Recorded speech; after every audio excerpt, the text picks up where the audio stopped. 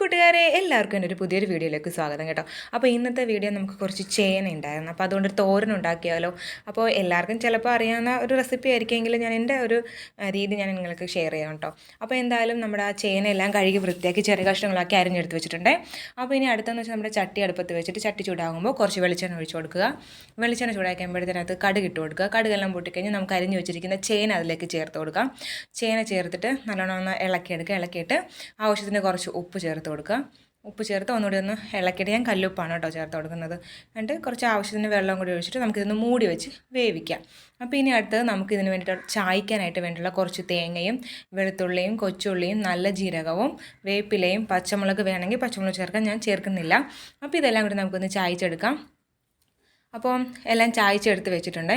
അപ്പോൾ നമുക്ക് വെന്ത ചേനയിലേക്ക് ഈ അരപ്പ് അങ്ങോട്ട് ചേർത്ത് നല്ലോണം ഇളക്കിയെടുക്കാം. ചില ചേനകൾ നമുക്ക് വിശ്വസിക്കാൻ പറ്റത്തില്ല, ചൊറിച്ചിലെടുക്കുന്ന ചേന ഉണ്ടാവും. അങ്ങനെയാണെങ്കിൽ ഒരു കാര്യമുണ്ട്, വേവിച്ചിട്ട് അതിൻ്റെ വെള്ളം ഊറ്റിക്കളഞ്ഞാൽ മതി എന്ന് അമ്മ പറഞ്ഞു കേട്ടു. അപ്പോൾ വെന്ത ചേനയിലേക്ക് നമുക്ക് ഈ അരപ്പ് ചേർത്തിട്ട് നല്ലോണം ഇളക്കാം. അപ്പോൾ എല്ലാവരും ട്രൈ ചെയ്ത് നോക്കണം. പുതിയൊരു വീഡിയോ ആയിട്ട് വരുന്നതായിരിക്കും. Tata bye bye, see U.